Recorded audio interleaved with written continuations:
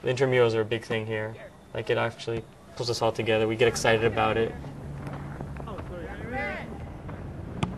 We even have hockey, which caters to my Canadian nature. Every Tuesday night, our class plays dodgeball, and it just brings us as a team together and really close together. One of my favorite things about the school is just the view and the beauty of the campus. The super dorms and the various residences that I've seen, they cater towards a student's academic focus with studying. They're much better than college dorms because we each have our own little kitchenette, each room. So we have a fridge and a stove top and a microwave and a sink. So we can do our own cooking. They have free buses here which will take us to and from our homes, and we have an off-route bus at night so that if you live up a hill or anything, they'll take you directly to your home. We go to different restaurants around the island. Little pubs and bars around that you can find. There's usually a function going on every Friday night.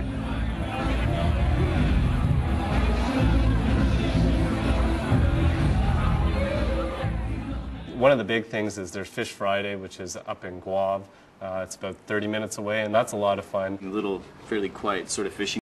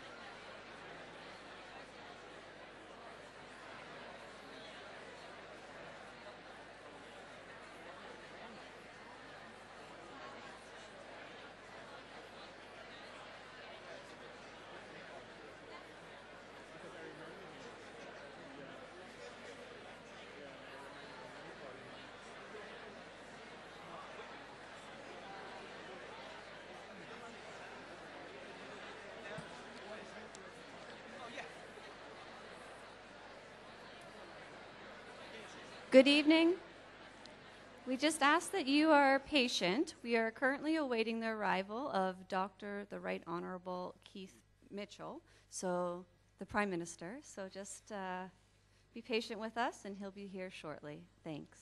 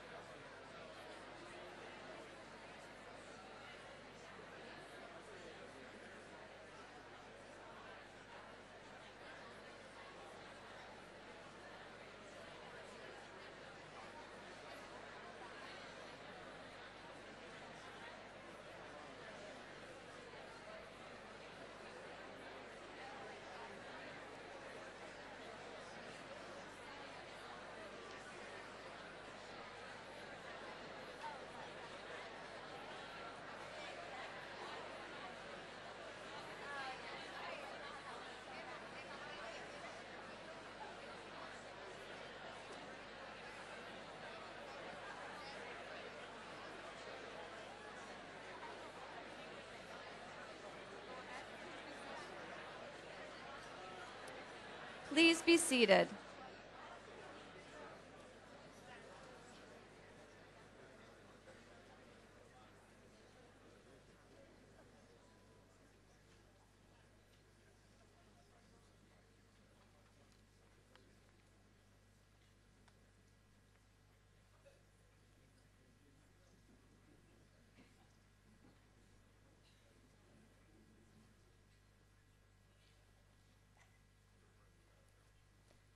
Welcome. I would first like to recognize the presence of dignitaries at today's event. The Prime Minister, Dr. the Right Honorable Keith Mitchell, U.S. Chargé d'Affaires, Mr. Louis Krishuk, Chancellor, Dr. Charles R. Modica, Provost, Dr. Alan Pensick, Vice Provost for International Program Development, Dr. Callum McPherson, Vice Provost, Institutional Advancement, Dr. Dennis Paul, Keynote Speaker, Mr. Fred Jacobs, Dean of Enrollment Planning, Margaret Lambert, Dean of Students, Dr. Vishnu Rao, Dean of the School of Arts and Science, Dr. Theodore Hollis, Dean of Nursing and Allied Health Science, Dr. Beverly Bonaparte, and other deans, faculty, staff, students, parents, invited guests, ladies and gentlemen. So good afternoon and welcome to the August 2013 White Coat Ceremony. My name is Kara Schnarr and I am a SGU alumnus from 2011 and I will be your MC for today's event. 6 years ago, my husband Alex and I were in your shoes. We had sold our loft, car, furniture, pretty much anything people would buy, and left home to start medical school at SGU. While working on my PhD in medical physics, while I thought I could enjoy the job of a clinical physicist, I felt I could love the job of a radiation oncologist. Alex, while working in healthcare administration, thought that he desired the role of the physician more than that of an administrator alone. So, like you, SGU gave us the opportunity to come and study medicine and fulfill our dream. As part of our medical training, we had the opportunity to live in 3 different countries. We traveled to the UK as part of the Kenneth B. Taylor Global Scholars Program for our first year. Our second year, we came down to Grenada and experienced all of this. And in years 3 and 4, we went to Brooklyn, New York, and did our clerkship. What an amazing opportunity it was to experience culture, people, food, customs from 3 different countries, and make friends from all over the world. This experience gave me appreciation for really how similar we are as people, as well as a little bit of appreciation of our differences. So now we're both back in Canada as residents. I'm a McMaster University radiation oncology resident, and Alex is at the University of Toronto doing psychiatry. While the life of a resident is busy, I can say, hands down, I love my job. The job of oncology is one filled with patient care, technology, and research. Well, yes, I did spend 13 years to get to where I am, which is a long time. I feel completely confident in saying that I have found the perfect career for me. So enough about me. As a recent graduate, I thought I would share with you some words of advice. Number 1, take time to enjoy this experience. This week, classes will start. You may feel a flush of panic rush through your body. That's normal. But once you get a handle on what's required for each class, I encourage you to go out and explore Grenada and all that SGU has to offer. Explore the island, join a club, run a hash, try some oil down, or go to Fish Fridays. My advice is to not just fly in and out at first notice, but to take this as a once-in-a-lifetime opportunity, a chance to really soak up Grenada and its culture and all it has to offer. Number 2. Figure out how you study best. This is a gradual process, but I encourage you to start early. Examine how you learn, whether it's writing things down, doing questions, cue cards, studying with a friend, saying it out loud, or all of the above. Really critically look at how you learn, how you're learning, and how you're doing, and adjust accordingly. When I first started, I had only a physics background, basically, and I felt miles behind the first few weeks. So what I had to do is really sit down and find new ways of learning, different from how I learned physics. And once I got into my groove, I was set for the rest of my degree. So number 3, make friends and build a med school family. Spending Thanksgiving, Easter, and birthdays without your family can, at times, get lonely. However, with a good group of friends, not only do you have people to study with, but you have friends to help you get through some of the rough patches. At graduation, while I was very excited about my residency ahead of me, I was kind of sad. I spent 4 years building these friendships, having these relationships, and you've been through so much together. To say goodbye was definitely sad. However, I still have my SGU family. We're just spread out now all across North America, which does give me an opportunity to travel and visit other places and my friends with a free place to stay. So my last piece of advice is that it truly is perseverance that gets you through to the end. So, over the next 4 years, there may be bumps. You may fail a test, you may fail a USMLE exam, you may break up with your long-term boyfriend, you may lose a loved one, or you may not even match first round. Now, the main difference between those who are successful and those who aren't is the ability to pick yourself up, dust yourself off, and get back out there. Keep studying, keep going. If I had $1 for every time people told me, oh, you're an FMG, you can never match to radiation oncology, frankly, I would have been able to pay off my med school debt before even starting residency. But I did get in. Now, how did I do it? Well, I worked really, really hard, a little luck, and, well, I relied on my PhD. So, in summary, the road ahead of you is an exciting one and a challenging one. SGU has granted you the opportunity to fulfill your dream of being a physician, which is truly wonderful. From my experience thus far, I can say that medicine is a wonderful career. I believe it is such a privilege to take care of patients and their families, and I find it extremely rewarding. I'm excited for my career ahead and all that it has to offer. So this spring, Alex and I added new titles to our resumes. In May, we welcomed a little girl into this world.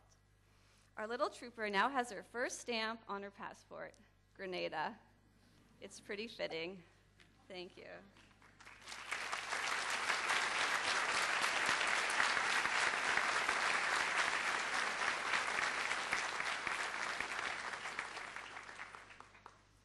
So, we are honored today to have with us Dr. the Right Honorable Keith Mitchell, Prime Minister of Grenada.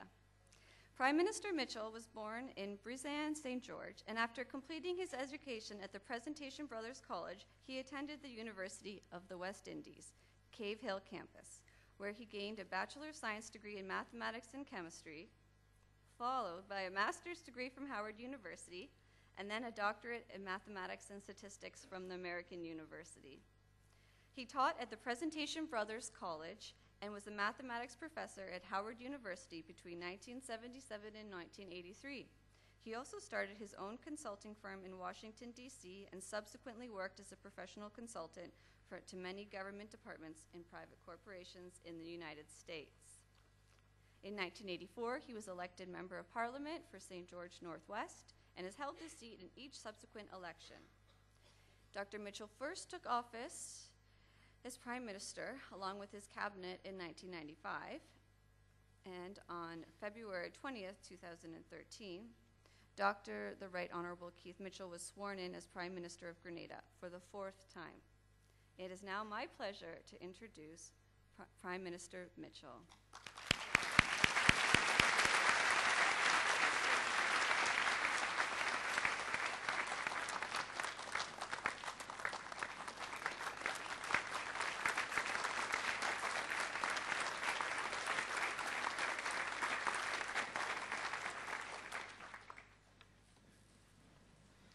Sister Chairperson,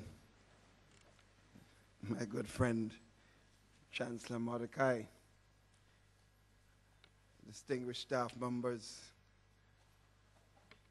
incoming students, and parents and guardians of those coming in for the first time, sisters and brothers all.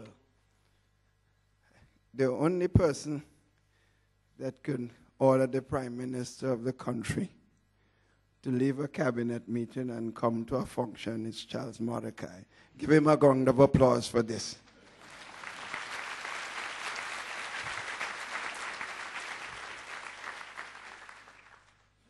Friends, I'm here on such short notice because of the importance this institution holds for this special country. I have watched this institution grow from strength to strength. In 1983-84, when I returned home from Howard University in Washington, I taught here at St. George's University a few courses in mathematics. It was a very small institution then. You have grown through leaps and bounds. And one of the things that have impressed me about this institution, and I recognize of its importance to this country, is over the years, traveling abroad as Prime Minister and representing this country, I have not gone to any city around the world where someone has not come up to me and said, "Are you from Grenada? I have a sister who studied at St. George's, a daughter who went here, a father who taught here or studied here." In other words, this institution is more than an educational institution. It is, in fact, one of the premier tourism promotion for Grenada, Carriacou, and Petite Martinique. So as I look at you here this afternoon, I've not only seen you as incoming students to the university, to the medical school, but I see you as future ambassadors of Grenada, Carriacou, and Petite Martinique.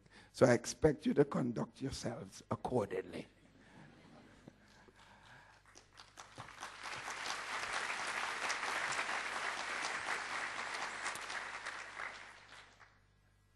In addition, this institution has a tremendous record going for it all over the world.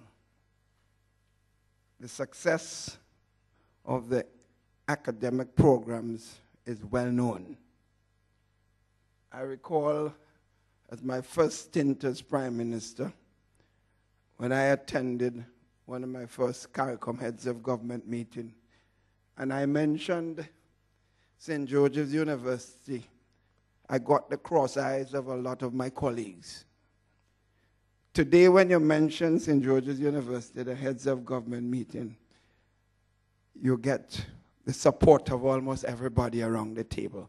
That's an example, a clear indication of how the university has grown and its strategic importance of education, not just for Grenada, but the Caribbean, and I would say for the international community. So I am extremely happy to be here this afternoon. I will not be long with you because I left one meeting and I have to go back to another. But when Chancellor Mordecai calls on you, you do not say no.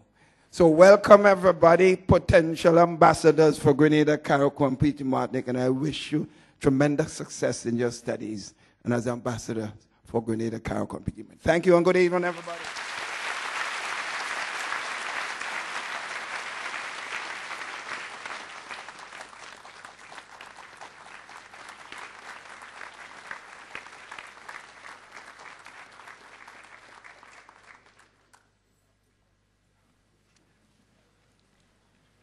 Thank you very much. We are all ambassadors. I now take great pleasure in introducing Dr. Charles R. Modica Chancellor and Chairman of the Board of Trustees of St. George's University.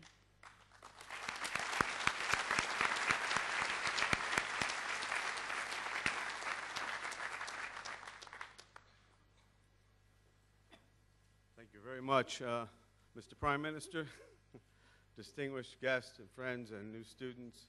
It's an honor to be here with you on the opening day of classes, an important day in your lives. And as Dr. Mitchell said, the Prime Minister of Grenada, you're very welcome to be here. You're an important part of the fabric of this society, one day, but an important part for one day. And hopefully in the next 2 years you will identify with Grenada and Grenadians and all of the good things that Grenada has to offer this world. So you'll be knowledgeable ambassadors as you go forth. The university started in 1977. I was the founding chancellor, which is why I still have my job, I guess. Got there early. It's been 37 years. I've been through a lot of these ceremonies, and I can tell you the Prime Minister doesn't come to many of them. This was a special group coming today, a very large class. We decided to overemphasize the fall class rather than have a huge waiting list like we usually do, and we're going to have a very small January class. I have the feeling that your frustrations with the larger numbers here and there will probably be balanced by the fact that you'll have many more opportunities for friendships, since there's more of you. And probably a very good experience here because we're equipped for larger classes anyway. So we have quite a program for you tonight. I wanted to welcome you first and foremost, and that was really done more appropriately by the Prime Minister, who really did me a great favor by coming tonight. And I wanted to tell you that after being here 37 years, that things happen as you arrive that you didn't expect. My assistant for a number of years told me at dinner last night when I got off the flight that it's her anniversary of 35 years here on Wednesday. She was a young high school graduate, I guess, when she started in the office, and now she's my assistant, the assistant to the Chancellor. And so I used all of my resources today, other than getting the Prime Minister to come, to get some flowers that I wanted to present to her for her 35th anniversary coming up. She doesn't know about this, and I hope she's in this room. Anthea Park? Anthea, come down.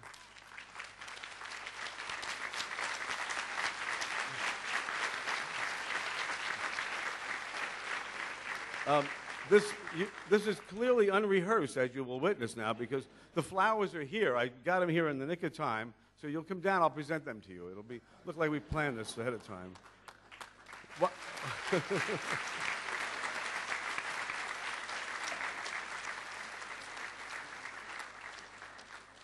The interesting thing is there are many people that have been on staff and teaching here for more than 35 years, but she just happened to nail it because it's Wednesday, 35th anniversary. I couldn't pass that up. And she is my assistant, so I had to look good here. So.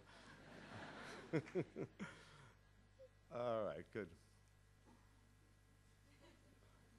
And it was very difficult for me to get these flowers because I rely on her for everything. So I told my wife, we've got to get flowers for Anthea. She said, well, call Anthea. I said, I can't do that. It's a surprise.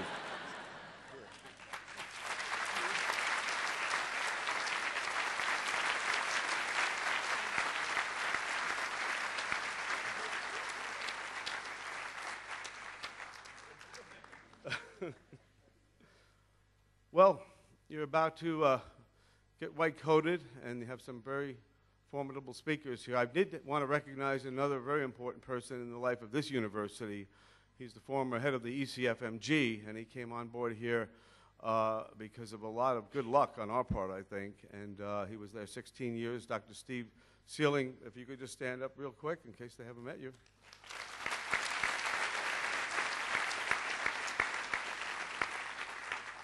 Dr. Sealing is going to be in charge of one of our most important missions, and that is the internationalization of this university further. One of the things that the Prime Minister and I always talk about is the fact that when he does travel throughout the world, he'll meet people that know about this university and therefore know about Grenada. We have about 30% non-U.S. students in this university now, and we plan to increase that to at least 50% or more. We think that is the future of this university. This is the future for Grenada, and we're very proud of it. And to have someone like Dr. Sealing become involved with this university to help us recruit from non-U.S. countries is a great, great stride forward. We have the resources and the future validation of all that we have done here because of the work that you will be doing. In the past, we've had these high pass rates. It's probably why you're here today. We're counting on you to continue those.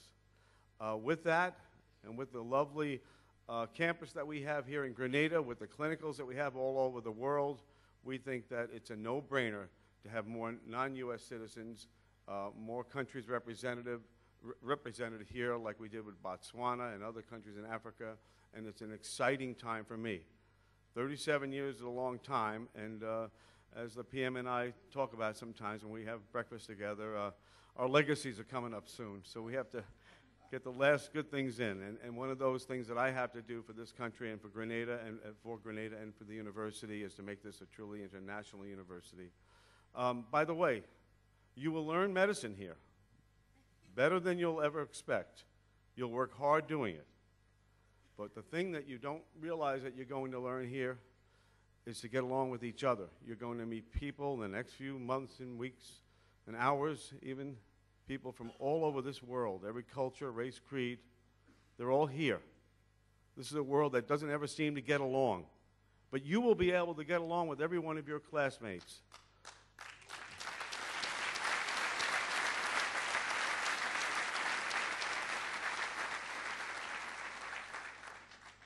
So when you leave this place, you'll not only have a degree, but when you leave this place, you'll have an opportunity to say, I think I can get along with anyone on this planet Earth. And you've come a long way if you can do that. God bless you. Good luck.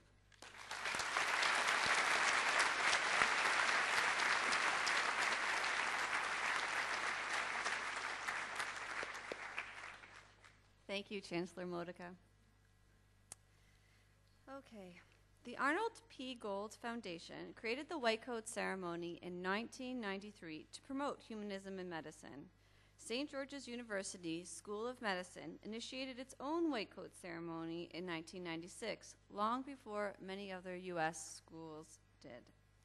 In 2003, the Gold Foundation founded the Gold Humanism Honor Society, which is an international society dedicated to the promotion of humanism, professionalism, and ethics in medical practice and education. SGU annually inducts new members into its chapter of the Gold Humanism Honor Society. And I am proud to say that Alex and I were both inducted in 2011. SGU's chapter of Gold Humanism Honor Society envisioned and established the Humanitarian Student Organization in 2009, through which preclinical students can engage in service activities for their communities with support from the Gold Foundation. The 2013 members are listed in your program. These inductees are presently doing their fourth-year rotations, and we honor their embodiment of Gold Humanism Honor Society ideals and their efforts to provide humane, caring, and professional patient care.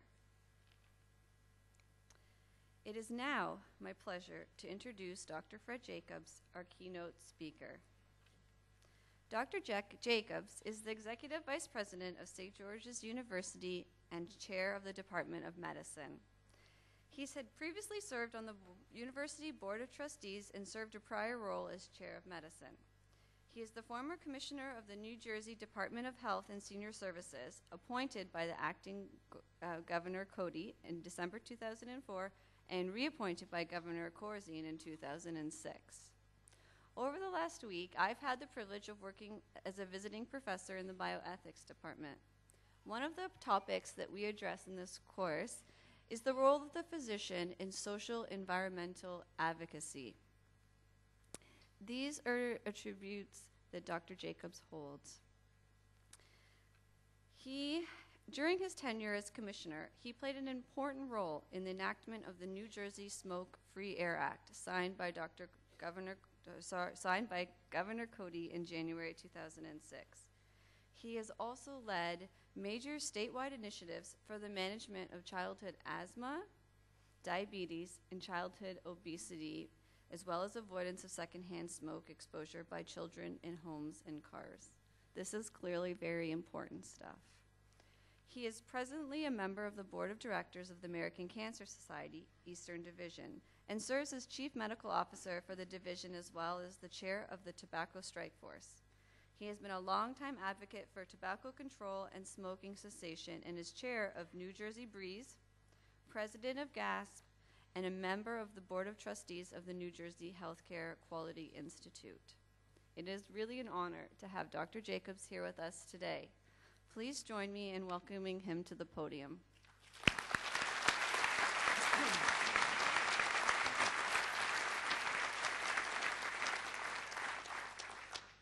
So thank you very much. This is a particularly great honor, particularly with the presence of the Prime Minister and the Chancellor here. Wonderful opportunity. And I am particularly proud to be able to talk to students at the very beginning of their medical school career, an opportunity that comes very infrequently. When you're in a political arrangement where you're, as I'm sure the Prime Minister can tell you, every time you go to a meeting you end up talking about something. But it's not common to be able to have an opportunity like this. So in preparation for this event, and I may have to put my reading glasses on if I get onto this more, I've spent some time reading white coat speeches that others have given, because they're all online. And I've even listened to some on YouTube, meaning I'm quite techie about this stuff. And while they've all been very good, I've decided not to do the usual speech at all. They sound a lot like graduation speeches, which is not a bad thing, because some graduation speeches I've heard have been very good. But they outline the history of the white coat, the symbolism and importance of it to the medical profession. The white coat ceremony, as you've heard, was started by Arnold P. Gold and his wife Sandra Gold, friends of ours, my wife Miriam and I, as a means to further the Gold Foundation's objective of emphasis on the actual encouragement of humanism in medicine. So now it's an established ritual in most medical schools in the United States and some outside the United States, as a matter of fact, in other medically related professional schools as well. This ceremony today is designed to welcome you to the study of medicine. This is something that you will do for the rest of your life. Through your training, you'll aspire to become a competent, caring, and knowledgeable physician. And most importantly, you will aspire to the principles of humanism throughout your professional career. So today, instead of giving the usual speech, I'm going to do something quite different. I'm going to recall for you 3 stories about becoming a physician. These events were extremely and profoundly influential on the young doctor who experienced them. Now, I know that to be true because they're about me. Now, I know that today isn't about me. I get that.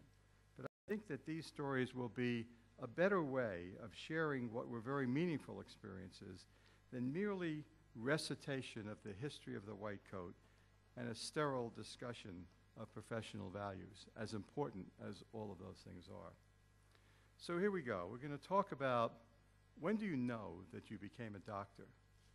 Number 2 is truth-telling in medicine. And number 3 is about a doctor-patient relationship. Now, all of these events began during my internship at Maimonides Hospital in Brooklyn, New York, where I began my internship in July of 1962. Why Maimonides? Well, I went to medical school at the University of Miami, and I was very successful in medical school, actually. AOA, I did a lot of research, I was president of class. I thought I was pretty hot stuff. I thought I could get into almost any place I wanted to, even coming from the University of Miami, which was a little out of town for most of the places I was applying to. So I applied to major internship positions in New York and in Boston. And while on my interview circuit, I met Dr. Jerry Porish, a young nephrologist at Maimonides, as part of the interview process. He had just recently finished a chief residency there and was now a young attending. So we spoke for about 20 minutes, the usual interview type of conversation. And he put his pen down and he says to me, "Fred, I think that you will be perfect for our program. I know that you could probably go to a bigger, more prestigious university hospital, but if you come here for 2 years, we will make you a doctor. 2 years is what I want. You come here for 2 years, you'll be a doctor. You can do whatever you want to do after that, but you will have become a doctor." Now, as corny as that sounds, that really resonated with me. That was exactly what I wanted to hear. It was exactly what I wanted to do. I didn't really even know what it meant. I had 4 years of medical school. I spent a lot of time in research. My mentors were all telling me to go into academic medicine, but that's not what I wanted to do. I really wanted to be a doctor. So I bought in, and I went to Maimonides for what was the best 2 years of my medical education. So here it was, July 1st, 1962, and I'm on Ward 1B with our team, first day of the internship. There was one other intern, a fellow who is now a psychiatrist in town, Steve Saraway, and a first-year resident, Dr. Donald Mauser. That was our team. Donnie Mauser was a great junior resident. He was a wonderful teacher, an unbelievably hard worker. And we spent the first day learning how to work on the ward where things were, toured the necessary hospital departments, the radiology department, the lab, so that the intern would know where to bring stuff. And before I knew it, because you were on call by alphabetical order, Jacobs, Saraway, I was the intern on for the first night of the internship. And I was really pretty scared. I was very scared. I thought of myself as a student. Now, I know I've been through 4 years of medical school, but I was a student for those 4 years. And now I was a doctor, I thought. I didn't know. Would I know what to do? I was really afraid, what if a patient really gets sick here? What am I going to do about that? It's a hospital, you know, there's nobody else around, it's just me. Surely the patient would see through me right away. They would know what the novice that I was. So I went to the intern's office, closed the door, and started transcribing the lab reports onto the flow sheet on the charts. We didn't have computers that did this in those days. The intern wrote them all handwritten. You can imagine what the risk of error was, among other things. So at the time, writing them down took my mind off things, and I really prayed that nobody would get sick that night, that the ward, there were 18 patients on this ward, that the ward would be quiet. It was only the right thing. Why put me into the middle of all this? And I was really scared. About an hour into the call, the nurse politely knocks on the door, opens it, and says quietly, "Dr. Jacobs, Mr. Cohn in 8A needs to see you." So I took my bag. In those days, house officers carry their own little black bag with their stethoscope and sphygmomanometer and reflex hammer and stuff in it. I took my bag, and I nervously followed the nurse down the hall to the room. And there was this elderly, frail, breathless man sitting up in bed. Wasn't much light in the room. I walked in there, nervously approached the bed, but before I could say anything, he says to me, "Oh, doctor, thank you so much for coming so quickly." Having a lot of trouble breathing during this time. "I really need for you to help me tonight." Now, I don't know what it is about that, what it was about that encounter, but at that moment, I knew what to do. I had 3 years of pulmonary research. This guy was short of breath. I mean, that was given for me. So I knew what to do, and I had a magical moment. At that very moment, I became a doctor. It's that instant when I knew it.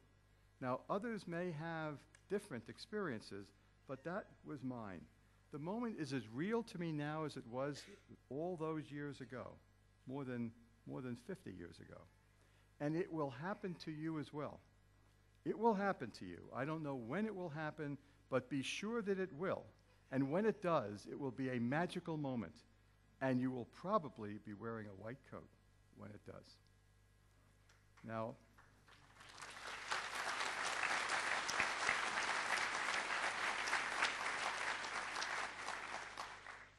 so in those days, we're going on to truth-telling now, doctors often didn't tell patients the real truth about a bad diagnosis. During that year of internship, while I was on the private service, one of the things I liked about Maimonides was you rotated on the ward service where all the patients were yours, and then you would spend 6.5 weeks on a private service where you basically worked under the direction of a private attending, back and forth.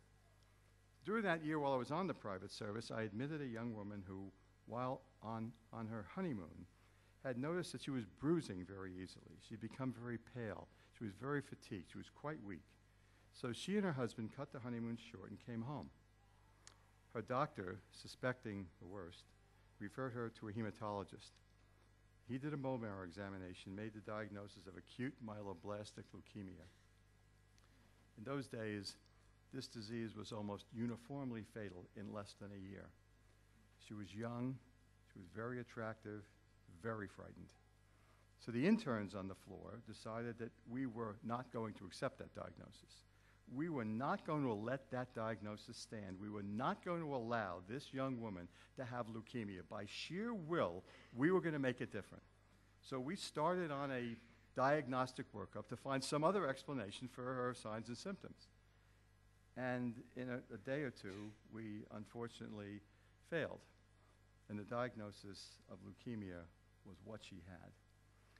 So on rounds a few days later, we told the attending hematologist of our efforts, that we had done this workup and we didn't think we didn't want her to have leukemia. So he demanded right away to know, I mean, remember his face like it was yesterday, he demanded to know if we had told her the true diagnosis. And we said, no, we didn't, because we were trying to find another one. And in a very serious tone and very angry, he told us that he forbids us to tell her the real diagnosis. She would be told that she has a refractory form of anemia, would be given very strong medication which would make her feel sick, but that she would be okay. She would recover. And if we ever told her what the real diagnosis was, he would see to it that we would be fired from our internship and would never work as a doctor in New York again. Now, you know, we're interns. This is a big shot hematologist. I don't now, standing here looking back, he couldn't have probably done any of those things. But at the time, he had a very tough reputation, and we believed him. So Marilyn Panabianco and her husband were not to be told the truth. A few weeks passed. She was treated with very, very toxic chemotherapy. I was her doctor because I admitted her, and I was on every other night and every other weekend. That's how much we worked then. And I saw her very, very frequently, very scared. And every time I saw her, she asked me the same question. Why am I so sick? Why don't I get better? What's wrong with me? And as instructed, I told her the same story, the lie we were told to tell. She had a partial remission, and she went home, only to be readmitted regularly for exacerbations of her leukemia, infections, severe anemia requiring blood transfusions. And each time she came into the hospital, she would ask the nurse on her floor to call me and ask me to come to see her. And each time I would be on some other unit, I would come to see her. She would always reach out for my hand and look at me and say again, why am I so sick? Why don't I get better? What's really wrong with me? And each time, many times, I repeated the hated lie that I had promised to tell. So the internship year passed, and I became a first-year resident. And it was November 1963, nearing Thanksgiving, I recall, because it was dark earlier and earlier. And one evening, while I was on call for another service as a resident, I was called to inform me that Marilyn had been readmitted again and had asked me to come to see her. So I went to Cronish 7, I remember this, up the elevator, off on the floor, asked the nurse where she was, started down this long hall toward the end, because she was in the room at the end. And when I entered the dimly lit room, the only light being a little night light over the bed, Marilyn was in bed, with the bed rails up. She appeared very frail, very wasted, skeletal. She had deteriorated very badly since the last time I had seen her. So she saw me enter, managed a very weak smile. She reached out and motioned for me to come closer. Again, she took my hand, looked straight at me and asked, why haven't I gotten better? Tell me the truth. What's really wrong with me? Please, tell me the truth. So I hesitated. I tried to deflect the question by inquiring about her husband and her family, but no use. She wanted to know. And I felt that there was not much time left looking at her. So I looked her squarely in the eye, and once again, I lied to her. I said, Marilyn, I know that this is a long fight. I know that you feel sick. The medicine's very strong. You're going to get over it. Your doctor is very confident. Keep it up. Squeezed my hand weakly, smiled knowingly, thanked me for coming, and said goodbye. So I left the room beyond upset with myself. Almost at the nurse's station, I stopped and resolved, I'm going to go back. I'm going to tell her everything. She had a right to know. No one else was going to tell her. I was going to go back. I don't care what the consequences are. I'm going back to tell this young patient what's wrong with her. My name is called on the overhead page. I answer the phone at the nurse's station. I'm summoned to the emergency room. So I asked the nurse to tell Marilyn I was going to come again in the morning and I needed to speak with her. So I went to the ER, and I spent the rest of the night doing the things that junior residents do all night. And as the sun began to rise, I hurried back to Cronish 7. I was now on a mission. I got off the elevator, went directly to her room, and it was empty. So I went to the nurse's station and asked where Mrs. Panabianco was. Maybe she was in X-ray. And the nurse told me she had died during the night, shortly after I had left. Now, Marilyn Panabianco died without ever really knowing the truth about her illness. And I learned a hard lesson from her. And I carry that lesson with me to this day, and now I pass it on to you. All patients have a right to the truth. They have a right to share decision-making. I swore that morning never again to lie to a patient. It was a crushing lesson for a young doctor to learn. But like Jerry Porish promised me in that internship interview, I was becoming a doctor, the hard way. So finally, a happy ending. This is, after all, a day of celebration. During the internship year, I admitted a young woman from the emergency room with a severe headache. It was of sudden onset. It was accompanied by nausea and vomiting, symptoms of increased intracranial pressure. So we decided to do a spinal tap, which revealed frank blood in the spinal fluid. She had a subarachnoid hemorrhage. And oh, by the way, she was 5 months pregnant. So we called a neurology and neurosurgical consultation. The next morning, she was seen by the chief of neurology and the chief of neurosurgery. One of the advantages of being on the ward service is that that's who comes to answer the consults, no junior residents. So the senior neurosurgeon asked us to do a carotid arteriogram to see what was bleeding and whether it was approachable by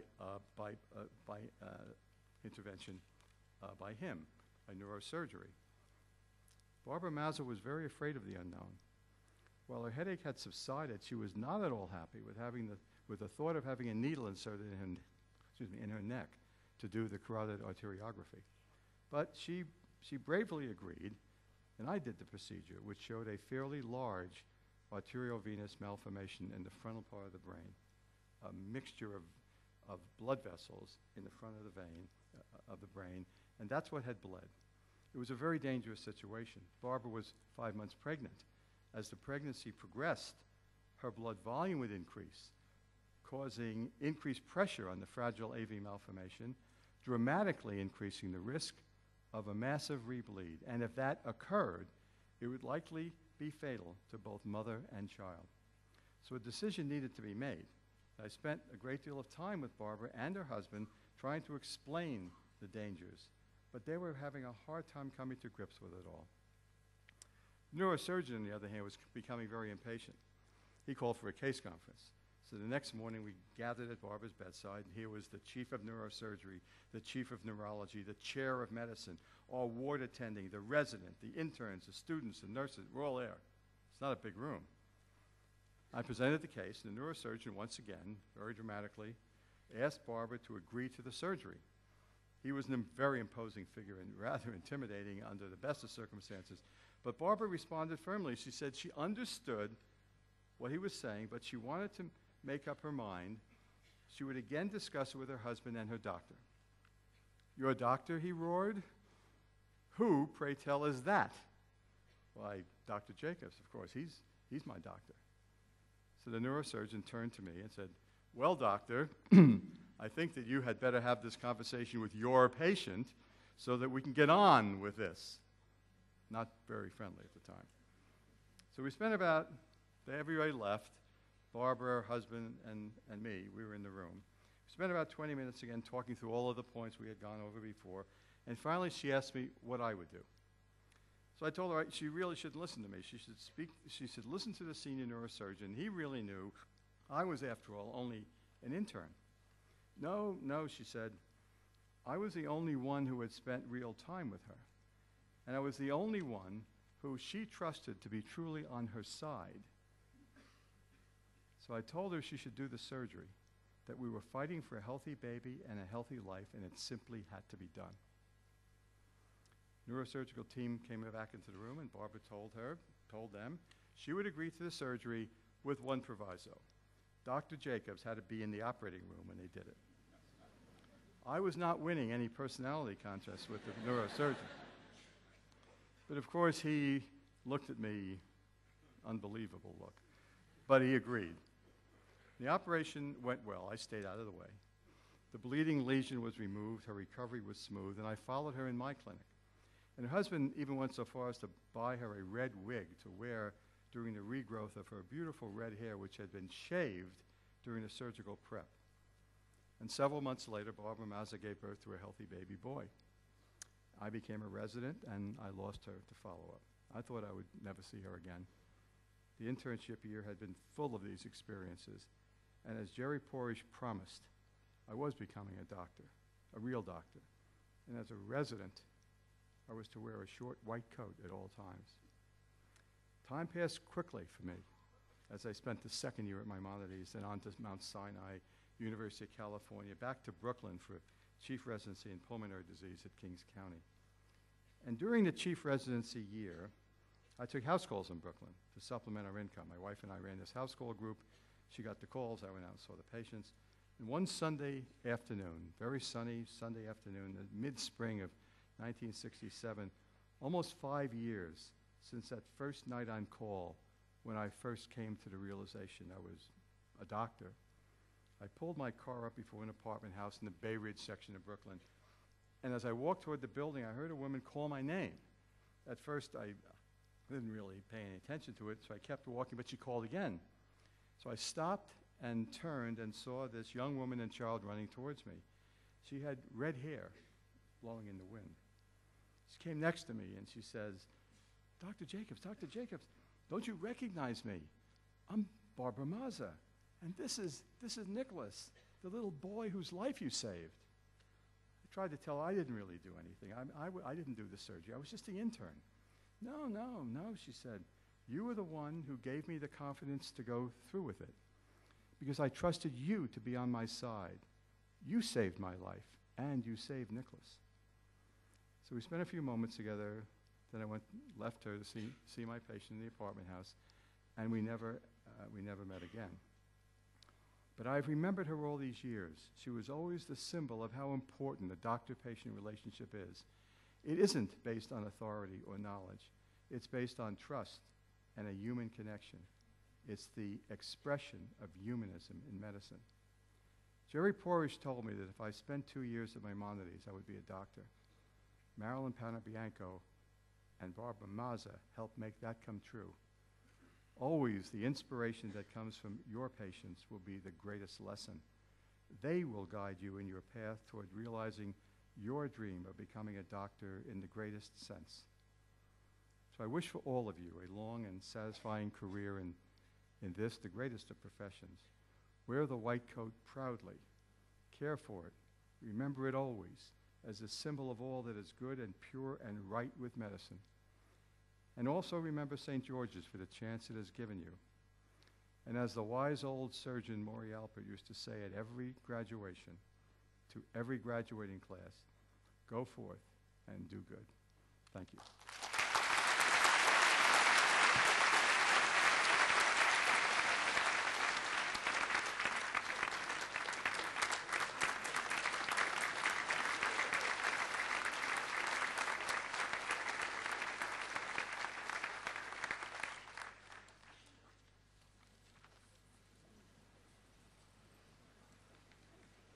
Well, thank you, Dr. Jacobs, for those very inspiring words.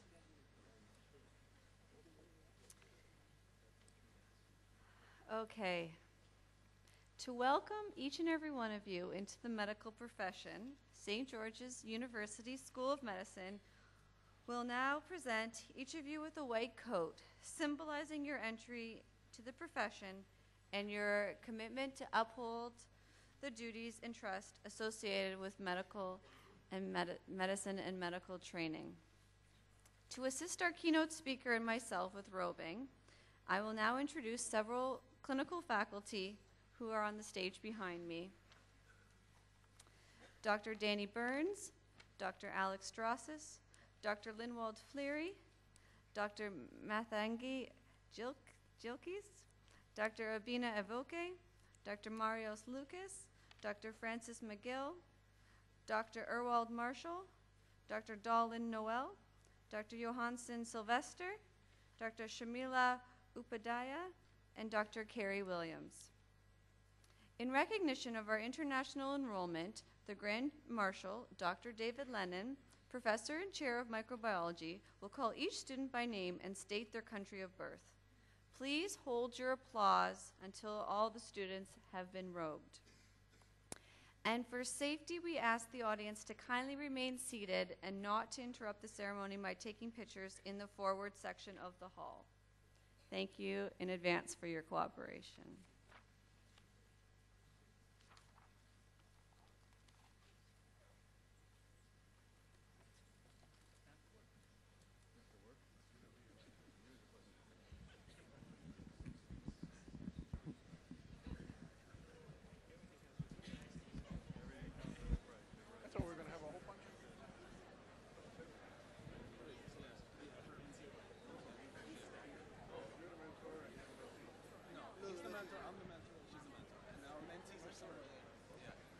We need bodies. Okay, we ready?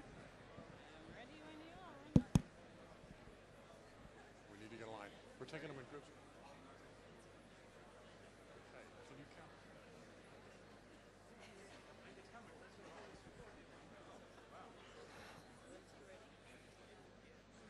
The following people have been selected and are hereby called to the ancient, honorable profession of medicine. When you step forward, please step all the way to the last rober on your right, and we'll be robed as a group. When everybody receives their robes, they'll be asked to vacate the stage and make room for the next group. There will be groups of 13. Cards, please. Miss Rachel Robertson from California, USA. Mr. Don Kim, the Republic of South Korea. Ms. Miji Kim, the Republic of South Korea. Ms. Lauren Howe from New Jersey, USA. Mr. Kevin Latlu from Trinidad and Tobago. Ms. Jamie Schulte from Arizona, USA. Mr. David Rodriguez from New Jersey, USA. Mr. Victor Iturbaides from Pennsylvania, USA. Ms. Kain Shan from Myanmar. Mr. Joseph DiBiase from Pennsylvania, USA. Mr. Eric Espinoza, California, USA. Ms. Jaime Boris from New York, USA. Ms. Pamela Klein, Pennsylvania, USA.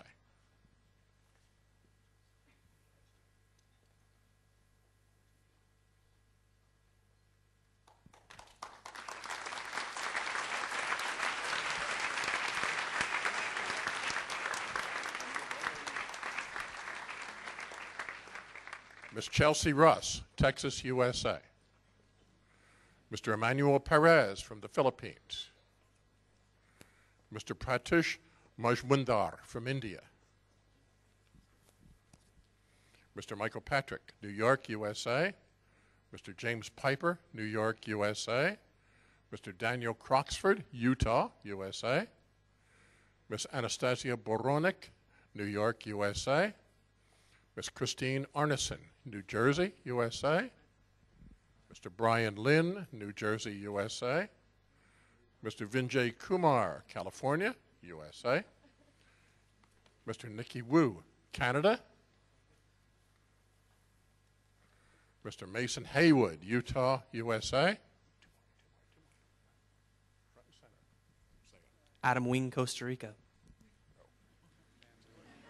Okay, hold it. Right. You had no card. You're Brian, okay. Did you win?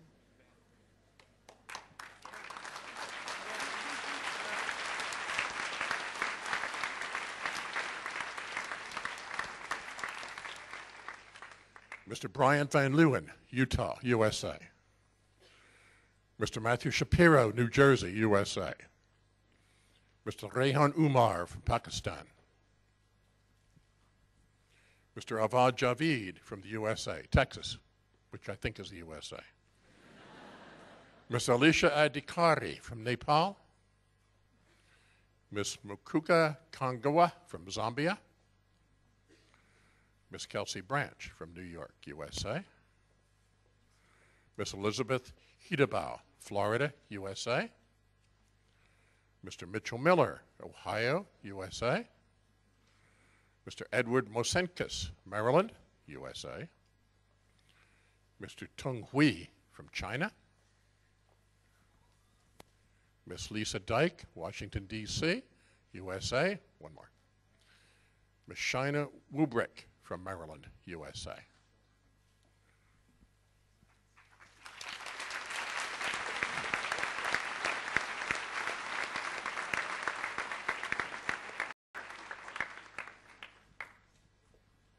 Mr. Valdez Raming from Nassau in the Bahamas. Ms. Chastity Stoneberg, Michigan, USA. Mr. Matthew Palasek, Florida, USA. Mr. Tien Hao Lee, Florida, USA. Mr. Brian King from Arkansas, USA. Mr. Aaron Boren, Nevada, USA. Ms. Jacqueline Garavito, Florida, USA. Mr. John Agliano, Florida, USA. Mr. DeAndre Rocha from Finland. Mr. Jasjeet Singh from Hong Kong. Mr. Joe Joseph from India. Ms. Christine Franzel from Wisconsin. Mr. William Shields from Pennsylvania.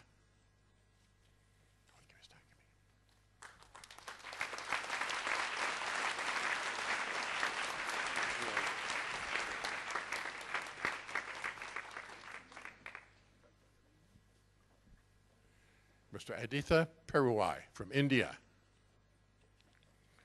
Ms. Michelle Caravella, New York. Mr. Jesse Wang, California. Mr. Scott Anderson, California, USA, both. Mr. Sean McGinnis, surprisingly from California. Mr. Carter Roberts, Iowa, USA. Mr. Sandeep Sethi from Singapore. Ms. Kritika Reddy from California. Ms. Sangamita Sinha, California. Ms. Parnian Kubayari from the United Kingdom. Ms. Kimberly Sewell from Maryland. Ms. Jennifer Pock from Maryland. I need one more. Ms. Jennifer Schneider from Arkansas, USA.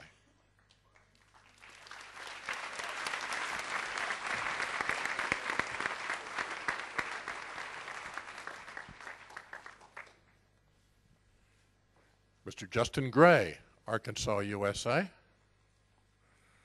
Ms. Yana Georgiev, do it. Georgieva, Bulgaria. Ms. Aminata Charles, Trinidad and Tobago. Ms. Melissa Bovell from the Bahamas. Ms. Elena Polonsky from Russia. Mr. Prabhasmaran Mohar from California, Mr. Arjun Nanda from British Columbia and Canada, Ms. Minda Siddiqui from New Jersey in the USA, Ms. Ryan Quirk, Connecticut, USA, Ms. Sarah Rocher, Pennsylvania, USA, Ms. Stephanie Harter, New York, USA, Mr. Aaron Dick, Connecticut, USA, one more, Ms. Danielle Batten, Michigan, USA.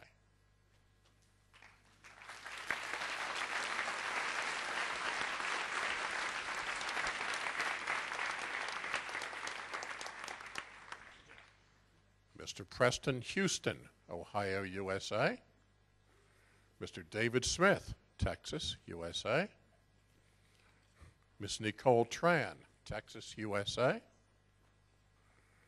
Ms. Asma Jaffrey, New Jersey, USA. Mr. Kevin Lee from Germany. Mr. James DeAngelis from New York. Mr. Kevin Wynn from Texas. Mr. Shuwen Kuo from Taiwan. Mr. Daniel Chang from California. Mr. Nehemiah Chang, also from California. Ms. Sai Achi from the United Kingdom. Ms. Manpreet Sidhu from New Jersey. Ms. Rubina Dami from California.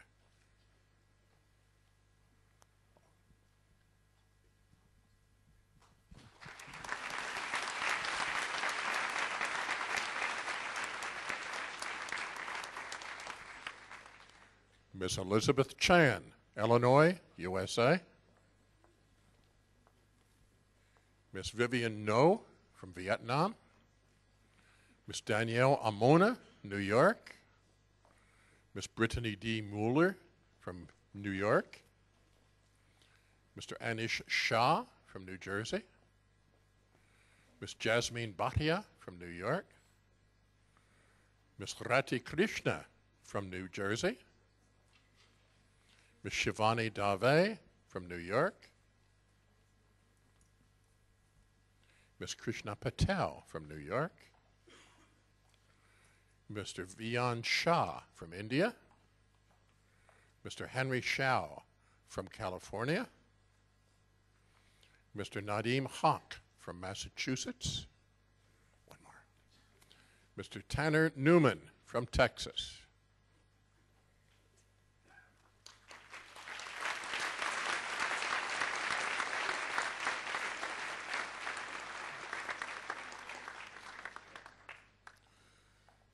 Mr. Lauren Friedman from Ontario, Canada. Mr. David Nathan from New Jersey. Ms. Courtney Hagerman from California.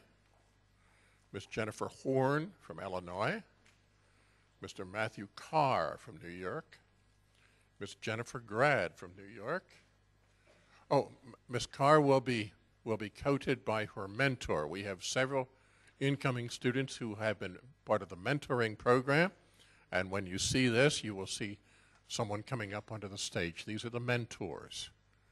So the mentors, where present, will do the coaching for us.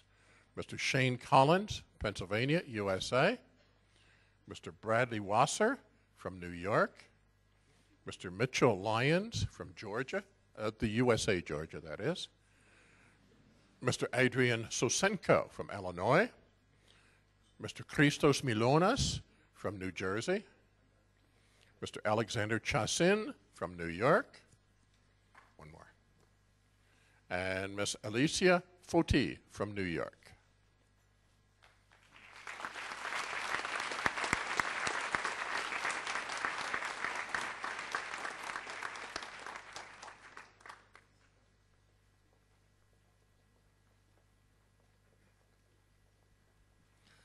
Ms. Alessandra Santamaria from New Jersey. Ms. Sanur Surani from India. Mr. Jacob Miller from Arizona, USA. I will mention USA with the states one or two times until everybody gets it, and then I'll just do the state. Oh, did I miss you? Kaylee Gretches from Arizona. Sorry. Ms. Saida Amal Mahmoud from California. Ms. Brett Smith-Hams from California.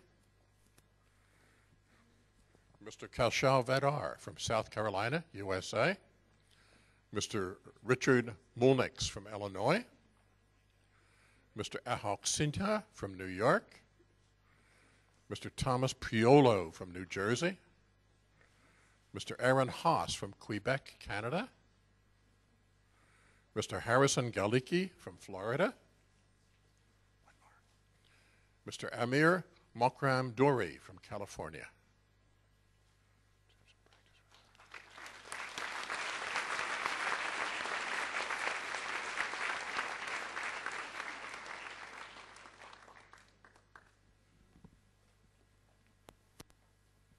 Ms. Rachel Lewis from Colorado. Ms. Christelle Chu from Georgia, USA. Ms. Emily Might, Wisconsin. Mr. Jeremy Aguinaldo from the Philippines. Mr. John Custer from the Republic of South Korea. Mr. Igal Mirman from Israel. Mr. Jaspreet Singh Dab from New Jersey. Ms. Bahar Adeli from Mississippi, which is in the USA. Ms. Ashley Ball from New Jersey. Mr. Kyle Finnegan, Connecticut. Mr. Daniel O'Connor from Minnesota. Mr. David Anderson from Arizona. Ms. Aniseka Bialy from Poland.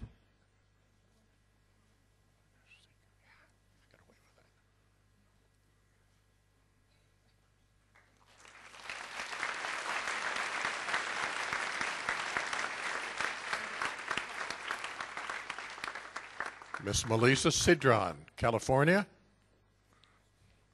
Mr. Shane Conway Peterson, Iowa. Mr. Taha Ali, Michigan. Ms. Sonia Lindwar from Indiana. Ms. Alicia Khan from Quebec, Canada. Ms. Alaha Wahib from Afghanistan. Ms. Alina Zara from Pakistan. Ms. Mariam Zaman from Pakistan. Ms. Natasha Sharma from California. Mr. Kirk Murphy from Trinidad and Tobago. Mr. Kwame LeBlanc from Antigua and Barbuda. Two more. Ms. Leigh Grossman from California. And Ms. Eleanor Huber from Pennsylvania.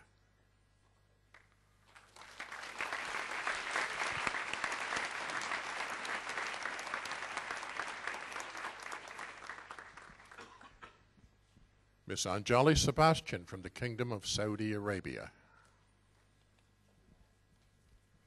Ms. Jessica Sidhu from British Columbia, Canada. Mr. Vincent Chan from British Columbia, Canada. Mr. Kevin Peterson from Connecticut, USA. Mr. Brendan Campbell, Maryland. Ms. Nicole Woolery from Jamaica. Mr. Jude Chan from Trinidad and Tobago. Ms. Von Ma from Vietnam. Mr. Robert Zeichman from North Carolina. Mr. Kevin King from California. Ms. Tempest Moore from Minnesota. Ms. Kim Diricks from Florida. One more. Mr. Carl Zakia, Ontario, Canada.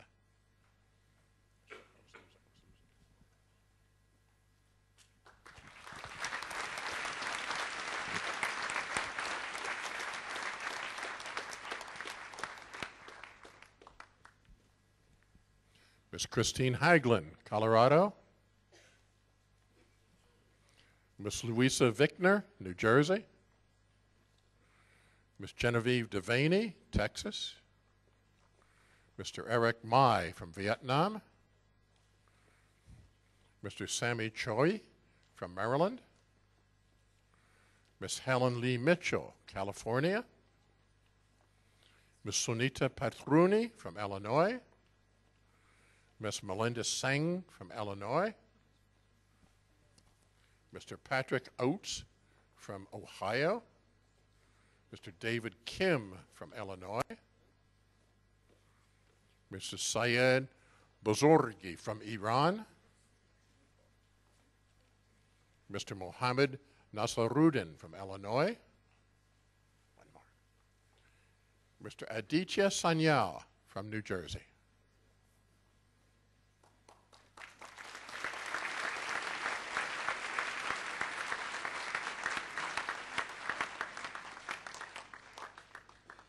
Ms. Serene Musalam from California. Ms. Kristen Baker from New York. Mr. Abu Charari from Virginia, USA. Mr. Daniel Mansour from California. Mr. Alastair Hutton from New York. Ms. Veronica Rodriguez from Florida. Mr. David Balking, Ontario, Canada. Mr. Pavel Dvorkin from Azerbaijan.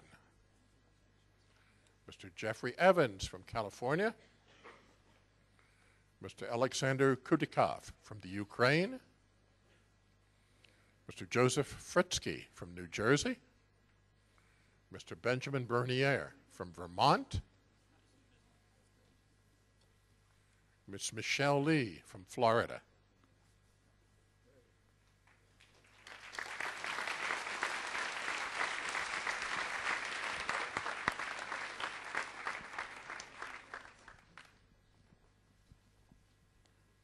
Miss Sylvia Kim from New York. Miss Sandy Lee from New York. Miss Elizabeth Schaffer from North Carolina. Miss Jennifer Jones from Florida. Miss Stephanie Samuel from Illinois. Miss Kalega Ramparine from Botswana. Mr. Joseph Molina from California. Mr. Timothy Lay from California. Miss Tracy Tan from the Republic of China. Mr. Rennie Cherian from New York. Mr. Brian Allen from Texas. Mr. Alex Omberg from Michigan. Ms. Karolinka Bukala from Poland.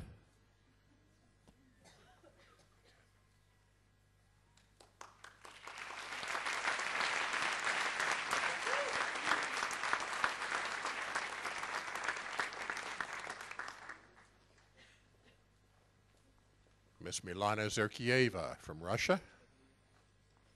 Mr. Adam Breslin from New York. Mr. Thomas Bamus from Vermont. Mr. Joel Roberts from Washington State, USA. Ms. Yasmin Atamayan from New Jersey. Ms. Ryan Purkishar from Texas. Ms. Lauren Novitsky from New Jersey. Miss Ninia Stark from Florida, USA. She will be rowed by her alumnus father, Dr. Stark.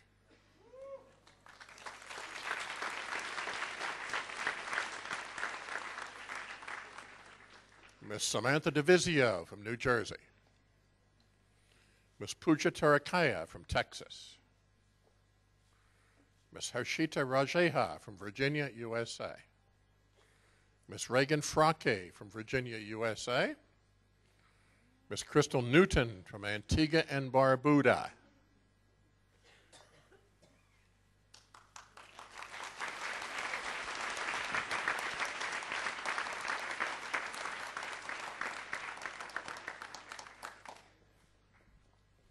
Miss Nisha Thaper from India.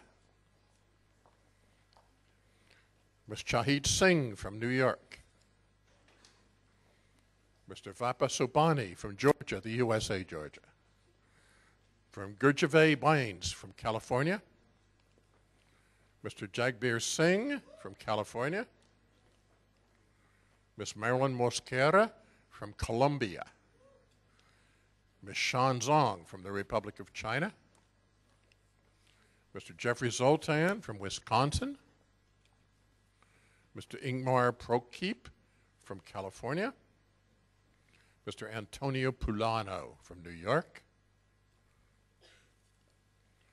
Ms. Eileen Ronalda Agulto from California, Ms. Larisha Radlowski from Poland, Mr. Randall Holtby from California.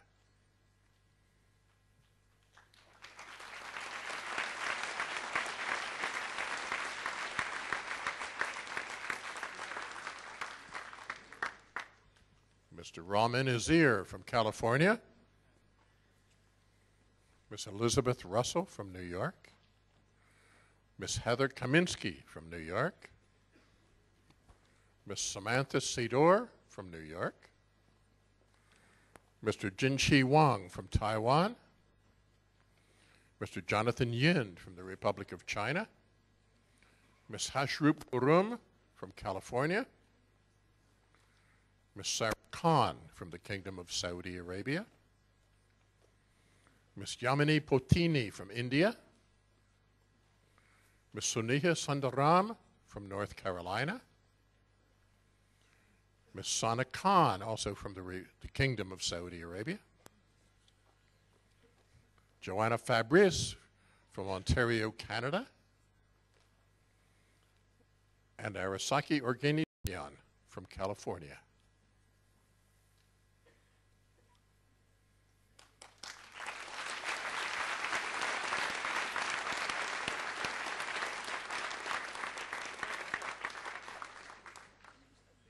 Ms. Anaris Sakpara from Delaware, USA, Ms. Marla Sachs from Pennsylvania,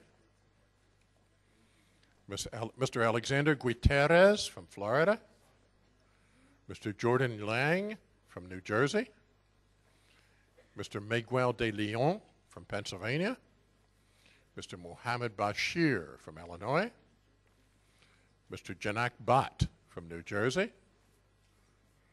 Mr. Jordan Shell from Illinois, Ms. Sora Choi from the Republic of South Korea, Mr. Thomas Abatello from California, Ms. Katina Summerford from New York, nice job, Mr. Kyrillos Iskander from New Jersey, and Mr. David Kelleney from British Columbia, Canada.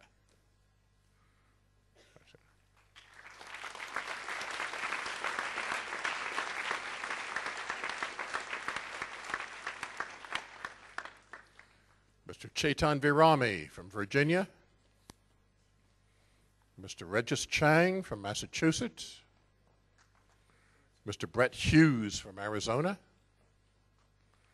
Mr. Gregory Karaminian from Azerbaijan,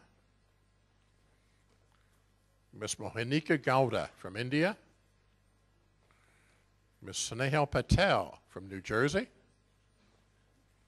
Ms. Lee May Proventure from Montreal, Canada, Ms. Lydia Giarmento from British Columbia, Canada, Mr. Kevin Manraj from Trinidad and Tobago, Ms. Sneha Sikumar from India, Ms. Dawn Lukose from India, Ms. Durga Vidukumar from India, Ms. Janvi Wadiwala from India.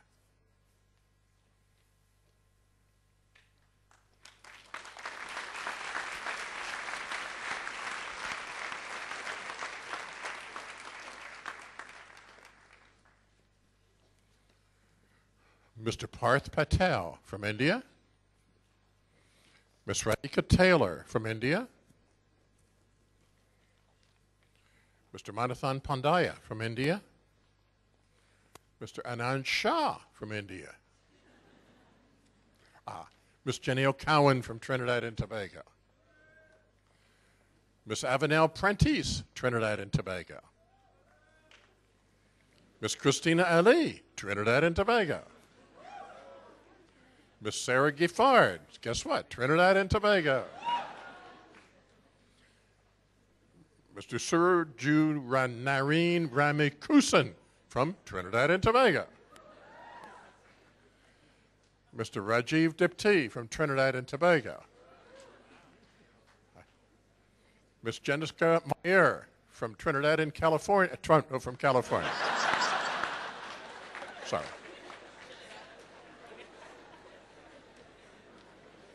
Miss Autumn Boyette from Florida. One more.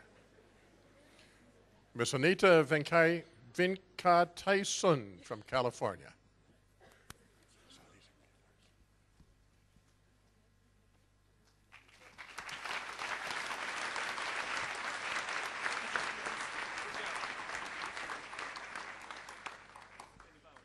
Miss Sushrita Neogi from California.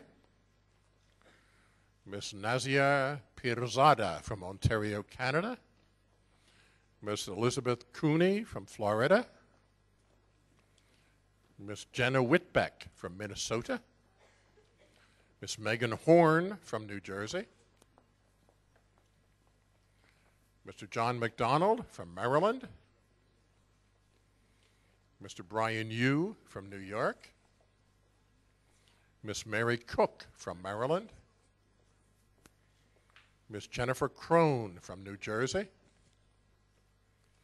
Miss Ann Archer from Connecticut. Miss Christina Laguerre from New Jersey. Miss Aviva Jari from New York. Mr. Suhaib Rashid from Virginia. One more. No, that's it.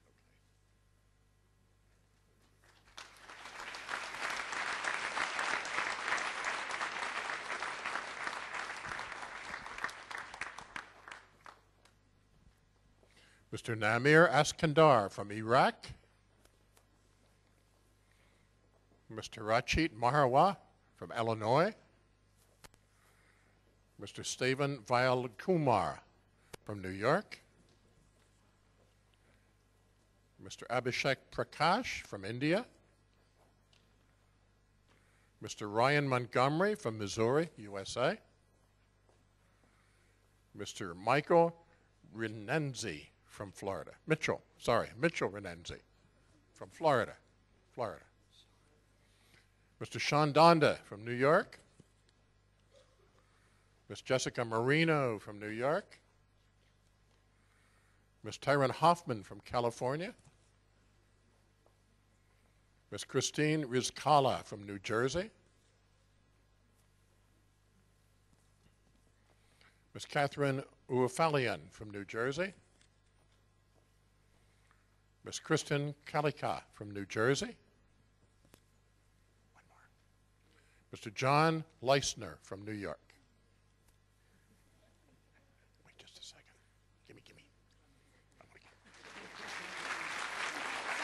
Madiha.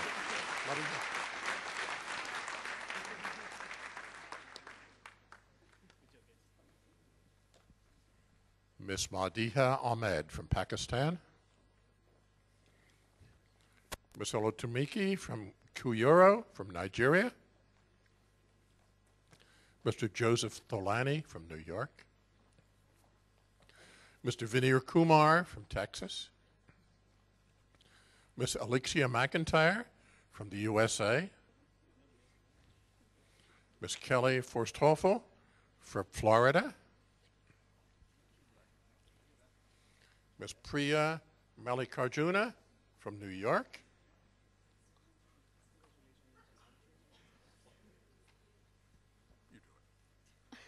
Anchal Khosla from Virginia. Miss Chandini Pindora from the United Kingdom. Mr. Stephen Bishop, Trinidad and Tobago. Miss Samira Bahandi from Ontario, Canada. Miss Ashley Shyster from California. Mr. Neil Gupta from Georgia, USA.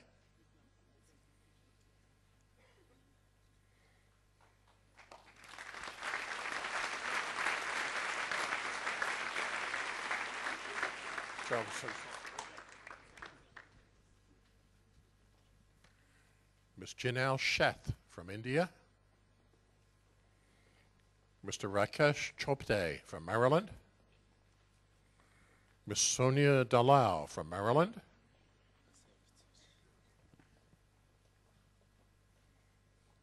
Mr. Masayuki Tsuji from New York.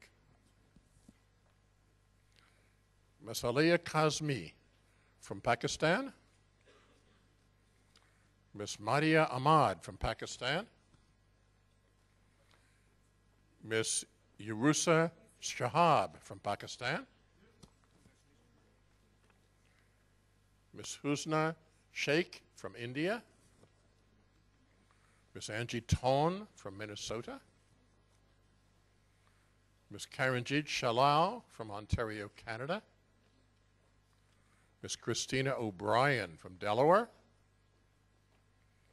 Ms. Sharon Oakes from Ohio. One more. Ms. Zara Mahmood from California. Get a head start on you.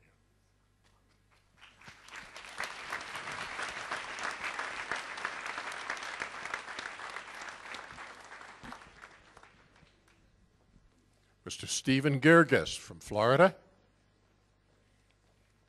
Mr. Arman Badarkanian from Pennsylvania. Mr. Anam Sabzawari from Pakistan. Mr. Harun Mian from New Jersey. Ms. Taylor Lasole from Nebraska, USA. Mr. Robert Rehow from Pennsylvania. Mr. Bradley Fong from New York. Mr. Mitchell Kutner from Florida. Mr. Yun Takai from Japan. Mr. Charles Bloomquist from California. Mr. Leo Moody, Ontario, Canada. Mr. Aben Kimball from Connecticut. And Mr. Anthony Rajsingham from California.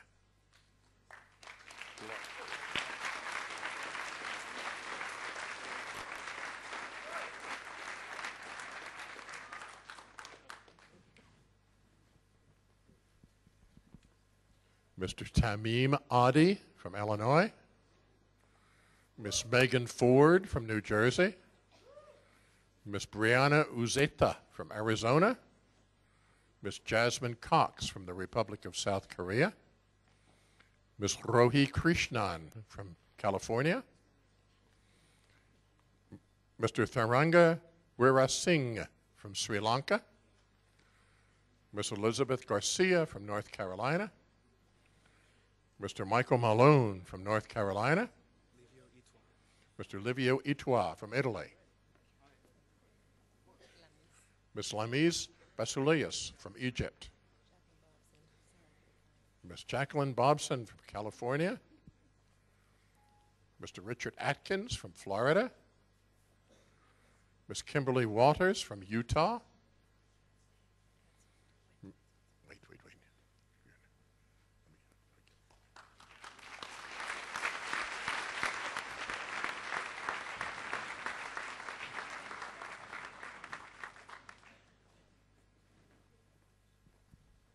Ms. Andrea Reichert from British Columbia, Canada. Mr. Jeffrey Hirai from Texas. Mr. Andrew Kim from Massachusetts. Mr. Stephen Ong from Indiana. Mr. Jason Ravidas from New York. Mr. Erwin Partovi from California. Mr. Sunil Chulani from Jamaica. Mr. Brian Stanley from Massachusetts. Mr. David Yen from New York. Mr. Dustin Whalen from Washington, USA. Mr. Puya Rostami from New York. Mr. Mark Beckerman from New York. And Mr. Michael Ritchie from Minnesota.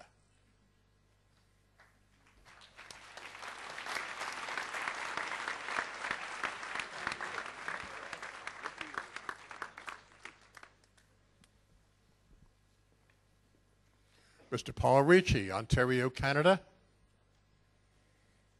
Ms. Olga Lebedivsky from the Ukraine, Mr. Owen DeLand from Connecticut, Ms. Celeste Barton from Trinidad and Tobago, Mr. Joel Primus from Nevada, Mr. Jonathan Tracy from Utah, Mr. Michael Mahan from Maryland, Mr. Brian Eam from New York, Mr. Joseph Stefanski from Maryland, Mr. Ching Bai from Washington State, Ms. Naveed Singh from Nevada, Ms. Jennifer Spinozzi, Ontario, Canada, and Mr. Matthew Dardry, Ontario, Canada.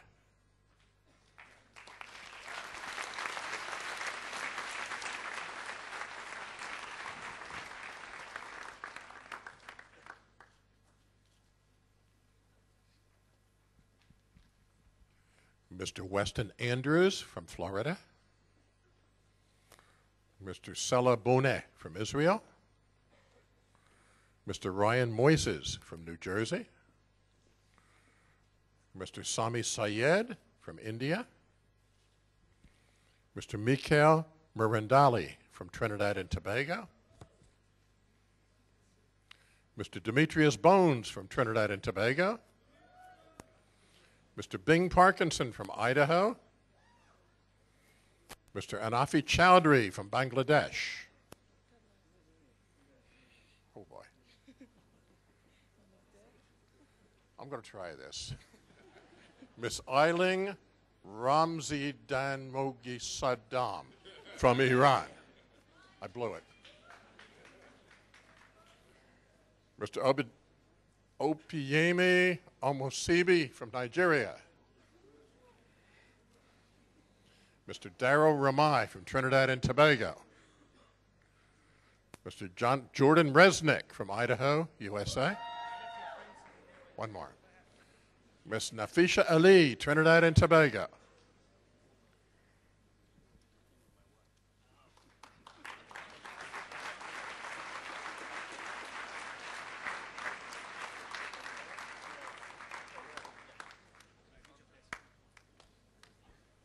Mr. Benedict Pereira, California. Mr. Kritov Sosu from Liberia. Mr. Brian Pease from California. Mr. Brian Chesson from Pennsylvania. Mr. Firas Warda from the Syrian Arab Republic. Mr. Tambi Isaac from the Syrian Arab Republic. We're on a roll here. Mr. George Yazi from the Syrian Arab Republic. Mr. Bala Virbatini from India. Mr. Akash Patel from California. Mr. Christopher Koroshorin from California. Mr. James Farmer from Tennessee. Mr. Salihu Yarima from Nigeria. And Mr. Mirsad Sarajevic from Bosnia and Herzegovina.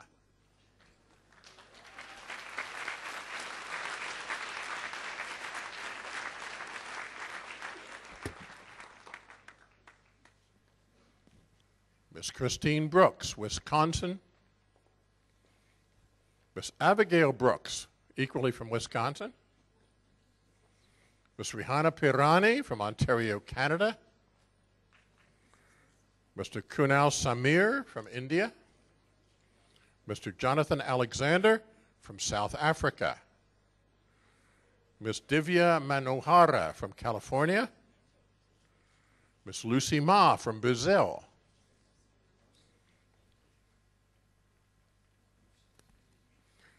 Mr. Isaac Han from the Republic of South Korea. Mr. Garrett Rossi from New Jersey. Miss Ayusa Sinha from Philadelphia, Pennsylvania. Miss Sharzad Abudali from Switzerland. Mr. Alex Kuberli from Boston, Massachusetts. and Mr. Derek Barcalow from California.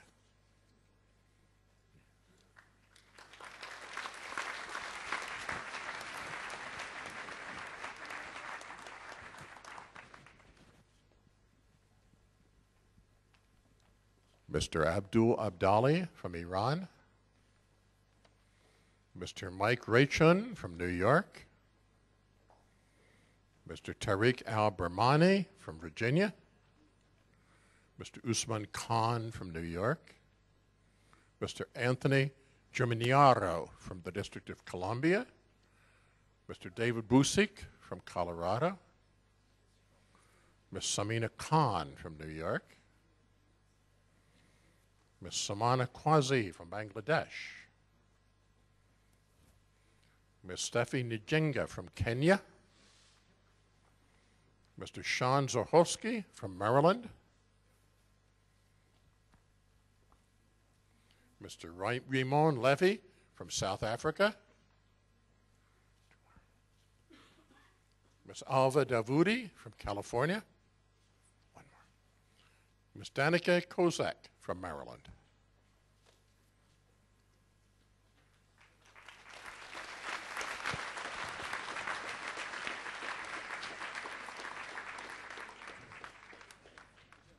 Ms. Erin Tuttle from Missouri, USA.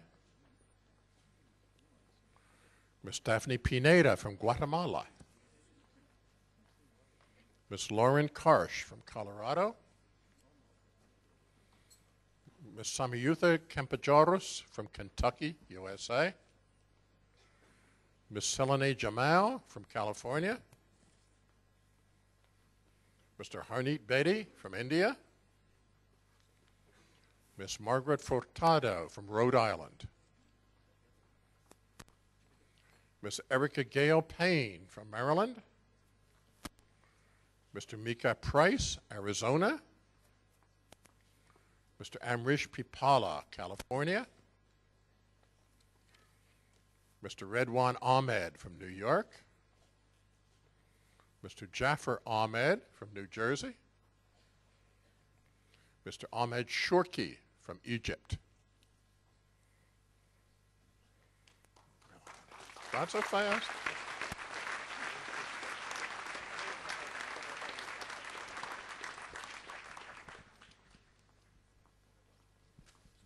Mr. Bilal Madari from Singapore. Mr. Baruch Elamahu from Ethiopia. Mr. Mohammed Qasim from Ohio. Mr. Umar Khan from Pakistan. Ms. Betsy Davraman from Haiti. Ms. Maithan Lin from New York. Ms. Yasmin Muzahim from Illinois. Mr. Evan Hundley from Texas. Mr. Matthew Boular from Manitoba, Canada. Ms. Shilka Puri from California. Ms. Narikara Parsumarty from India. Ms. Helen Sai from New York. One more. Mr. Ankur Apadiye from India.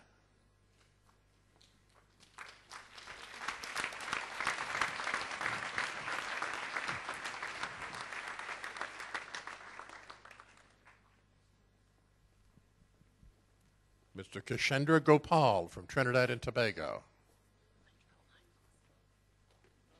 Ms. Melissa King from Pennsylvania. Ms. Sophie Youth from Virginia. Ms. Lisa Shields from Massachusetts. Ms. Rose Gooding from New York. Mr. Joseph Perez from Texas.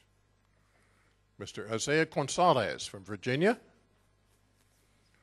Ms. Livia Lozano from Brazil. Ms. Elena Ramirez from Panama. Mr. Alexander Ziwat from Poland. Mr. Austin Healy, really, from Hawaii. Mr. Rajesh Deuda from Trinidad and Tobago. I get one more. Mr. Evan Colini from Pennsylvania.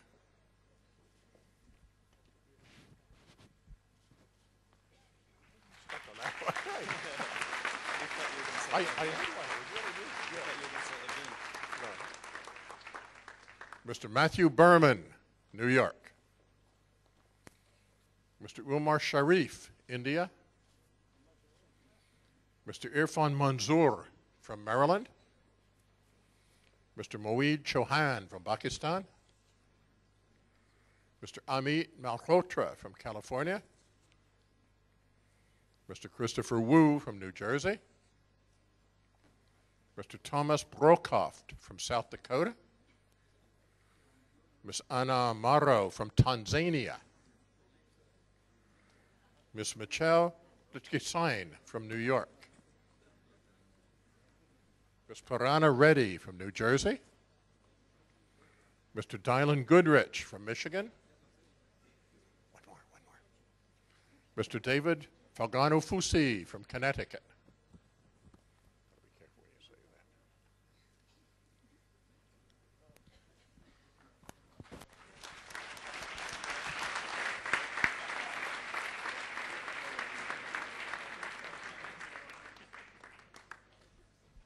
Ms. Rebecca Keith, California. Mr. Jason Batty from Illinois.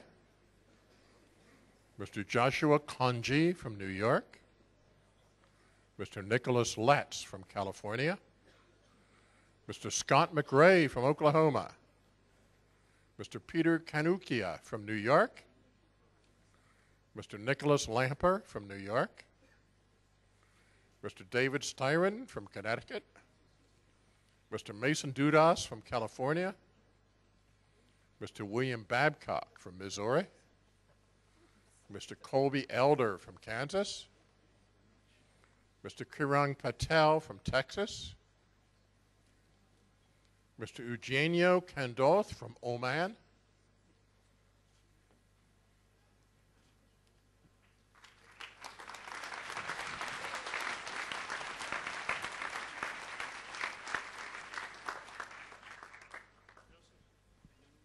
Mr. Ryan Weiss from California. Mr. Shane Castro from Mexico. Mr. Michael Naimi from Michigan. Miss Neta Dixit from India. Miss Malathi Bedre from India. Miss Jasleen Sadoria from India. Miss Alana Poussard from Canada. Sorry. Mr. Vincent Regueso from Florida. Mr. Hector Gonzalez from Florida. Mr. Benjamin Snyderman from Pennsylvania. Mr. Perry McNeil from Michigan. Miss David Perkins from Texas. Is that a miss? Mr. One more. Miss Jumana Bishrat from California.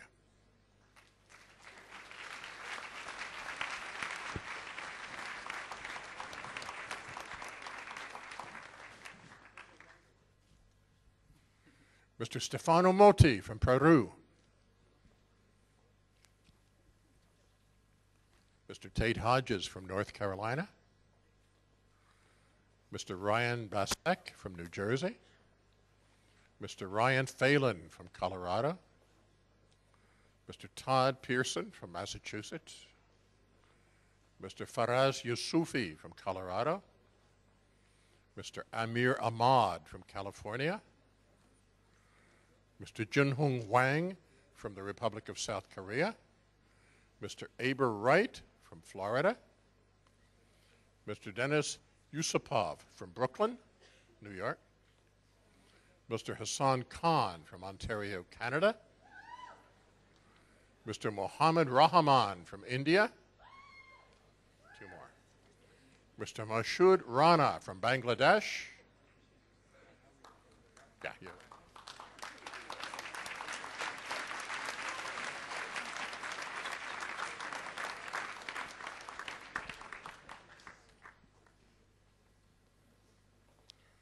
Mr. Deepun Oza from India. Ms. Nishri Joshi from India. Mr. Jay Patodia from India. Mr. Aspit Wong Fatukaruki from Thailand. Mr. David Stroud from Texas. Mr. Christian Kadri from Nigeria. Mr. Arjun Sarayo from the United Kingdom. Mr. Darren Chu from the United Kingdom. Mr. John Sabotka from New Jersey.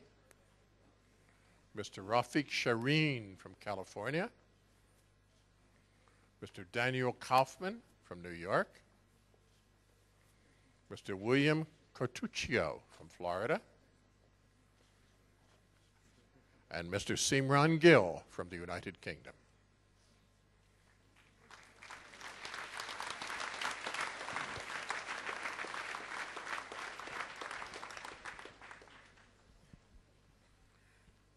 Ms. Nikita Gotti from New Jersey. Ms. Trina Powell from New Jersey.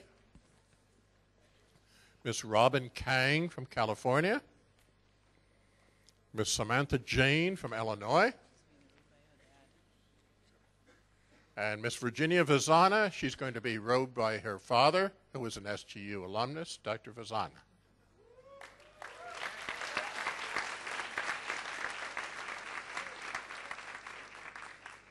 Gurpreet Singh from California. Yin Yin Chi from Myanmar. Akram Sadeghi from California. Derek Tran from Oklahoma. Maria Bargelino from New York.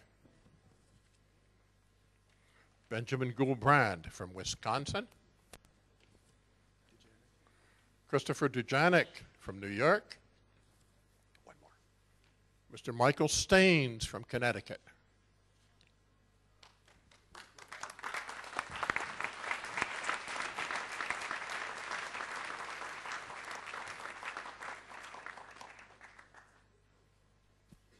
Ms. Shafali Mondlay from New Jersey.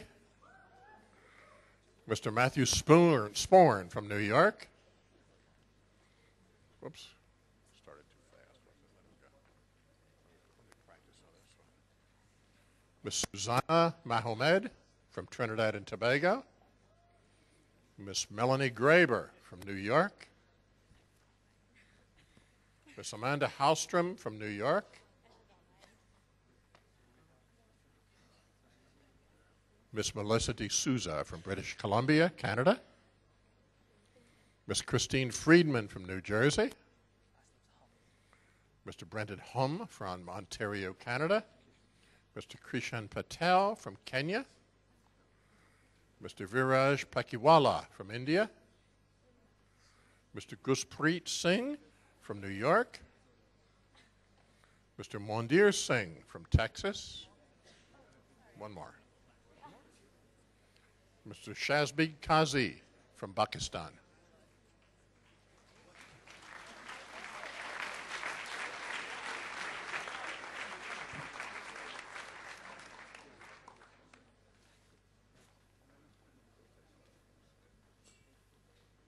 Mr. Eugene Hale, Massachusetts.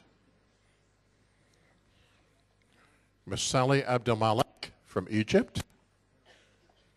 Mr. Peter Magarius from Egypt. Mr. Christopher Shipton from Illinois. Mr. Benjamin Woodley from Michigan. Ms. Alexandra Kotler from Florida. Ms. Olivia Trijaniski from New Jersey. Mr. Semih Iran from Turkey. Mr. Abhishek Setia from India. Mr. Sami Ahmed from India. Mr. Randy Quesada from Florida. Ms. Gunit Rehal from Ontario, Canada. Last one. Mr. Philip Hall from Indiana.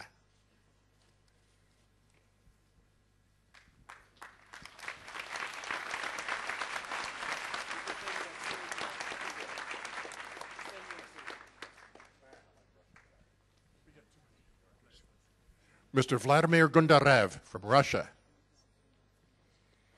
Mr. Atul Mervaram from Illinois. Mr. Samir Adiukobi from California. Okay. Mr. Stephen Artem. Mr. Artem will be robed by his father, one of our alumni, Dr. Artem. Mr. James Schaffhauser, Ontario, Canada. Mr. Zachary Leons, Utah. Mr. Sean Mendonoka from Trinidad and Tobago. Mr. Nicholas Nahus from Barbados.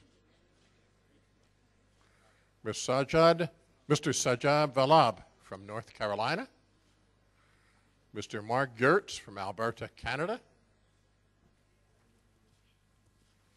Mr. Gordon Bourne from the United Kingdom. Miss Abby James, Trinidad and Tobago. One more. Miss Ansa Anderson from the United Kingdom.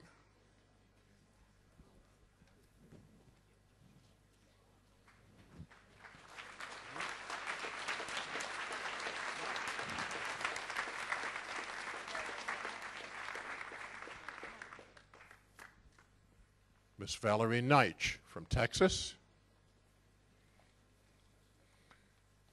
Miss Olinda Ajumobi from Nigeria. Miss Esther Sabacheke from Uganda. Miss Lorata Anderson from Botswana. Miss Atin Okundai from Nigeria. Miss Irion Leboeuf from Louisiana. Miss Adese Egubinin from Nigeria. Miss Alifa Mohammed from Ontario, Canada. Mr. Molkari Siarobi from Botswana. Mr. Bothari Galise from Botswana. Mr. Nelson Tabiyame from Botswana. Miss Matilda Acheampong from Ghana. Jennifer Magopa from Botswana.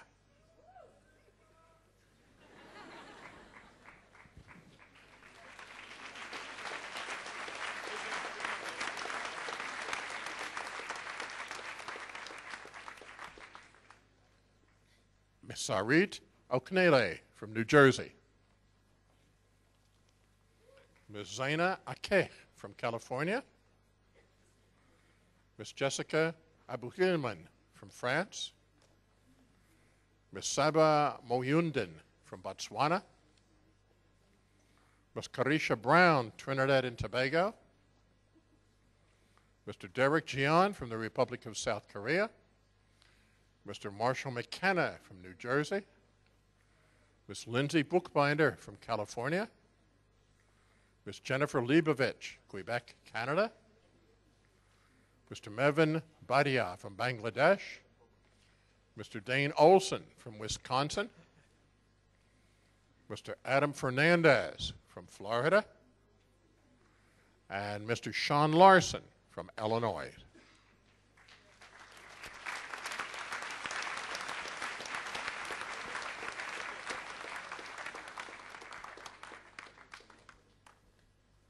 Mr. Hoi Fung Wang from Hong Kong. Miss Abiola Tillisford from Grenada. Mr. Jimmy Patel from California. Mr. Birang Patel from New York. Mr. Shanut Patel from California. Mr. Ashish Verma from Pennsylvania. Miss Misha Akbar from Virginia. Miss Keshabu Patel from Pennsylvania. Miss Lisa Forres from Ontario, Canada. Miss Gunvir Dhaliwal from India. Miss Michelle Davis from New Jersey. Mr. Andrew Krieger from Ontario, Canada. One more. Miss Nicole Nargani from Florida.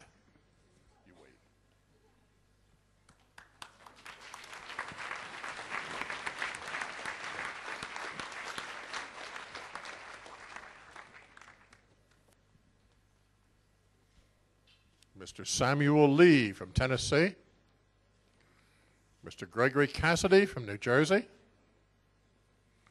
Ms. Vashuta Kang from India, Mr. Douglas Doncourt from Ghana,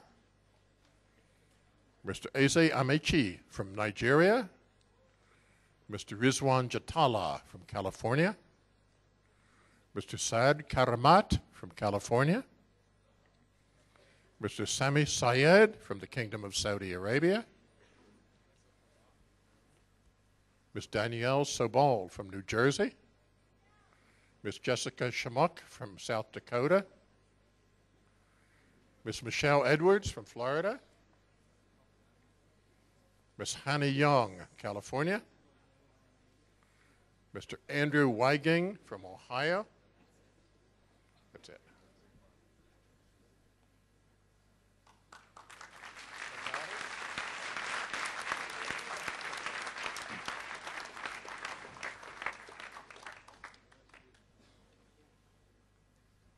Ms. Amal Ibrahim Kazari from Nigeria, Ms. Alexandra Furunza from Romania, Mr. Mohammed Maqsood from the Kingdom of Saudi Arabia, Ms. Afnan Haq from Bangladesh, Ms. Saba Kabir from Bangladesh, Mr. Adiwale Adiyuki from Nigeria, Mr. Martik Tahamasian will be rowed by his mentor, Dr. Fred Berlin.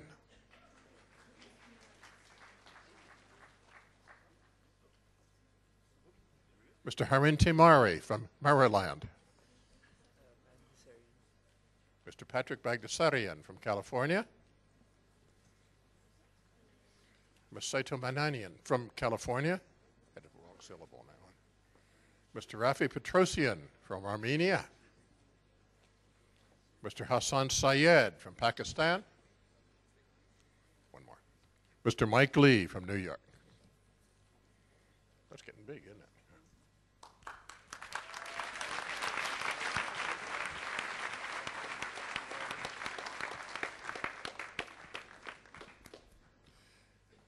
Ms. Catherine McKay, Ontario, Canada. Ms. Elisa Murray, Trinidad and Tobago. Mr. Kendall De Vignes, Trinidad and Tobago. Kendall Devines. Trinidad and Tobago. I got that right. Mr. Anisha John, India. Ms. Nitsri Sirilaluri, India. Ms. Vinci Abraham, India. Mr. Khalid Harara, Kuwait. Mr. Adil Ali, Pakistan. Mr. Aaron Horrell, Trinidad and Tobago. Mr. Lou Gurges, United Arab Emirates. Mr. Kunsu Wan, the Republic of South Korea. Mr. Arslan Khan, New Jersey. One more.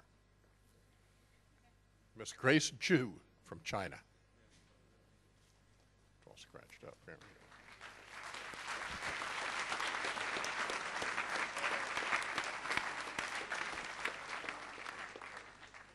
Miss Ariba Masood, Pakistan. Mr. John Strange, New York. Mr. Mark Anthony Tsai, California. Mr. Michael Paliska, Wisconsin. Mr. Kevin Favreau, Mississippi, USA. Ms. Tamir Siddiqui from Ireland. Ms. Elsie Cornelius from Florida. Mr. Karachi Igwe from Nigeria, last but by no means least.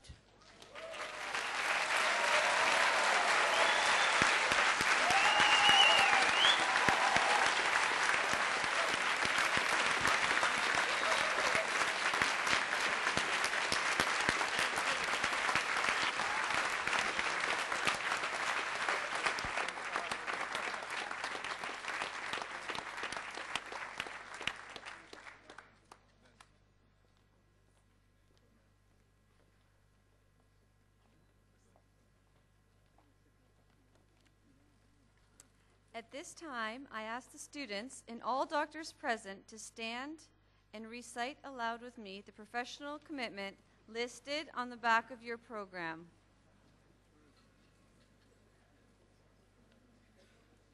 Oh. Actually, this is not it. Yeah, on the, okay.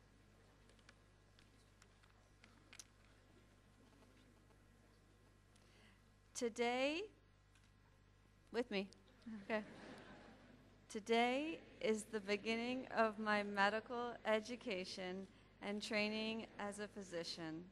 I acknowledge my responsibility to continue the pursuit of knowledge and understanding until that day when I will cease to be a practicing physician.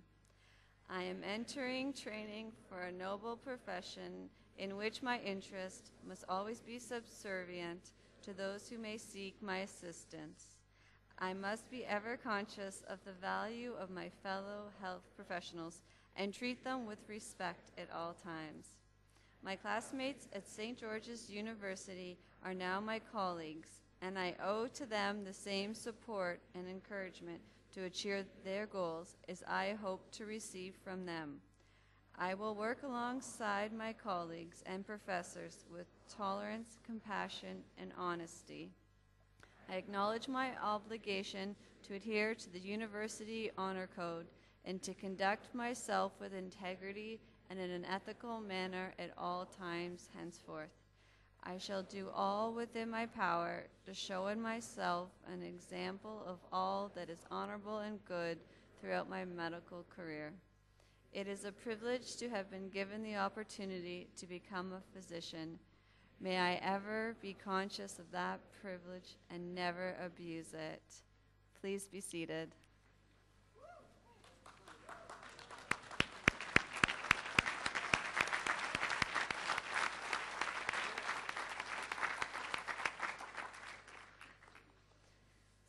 This term, St. George's University School of Medicine has introduced its Alumni Mentor Scholarship Program.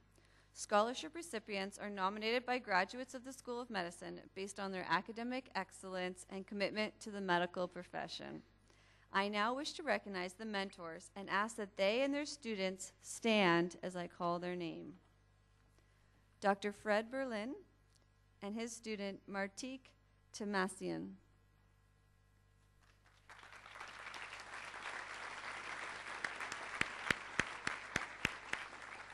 Dr. Omer Chowdhury and his student Moeed Chauhan.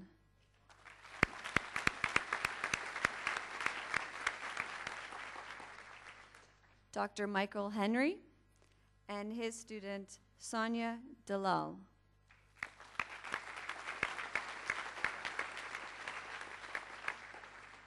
And Dr. Catherine Rosenblatt and her student Jennifer Grad.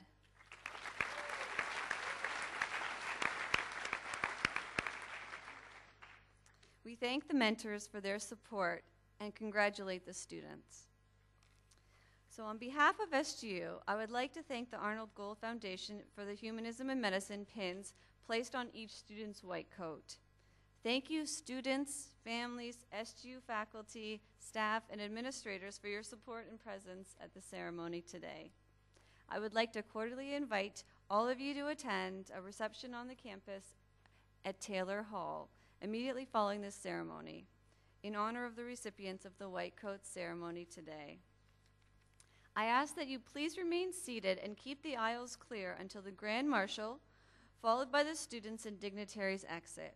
I would also like to ask all alumni and their children, including mentors and scholarship recipients, to remain in the hall and come forward to the stage at the end for a special group photo after the aisles are cleared. Thank you again for coming and have a great night.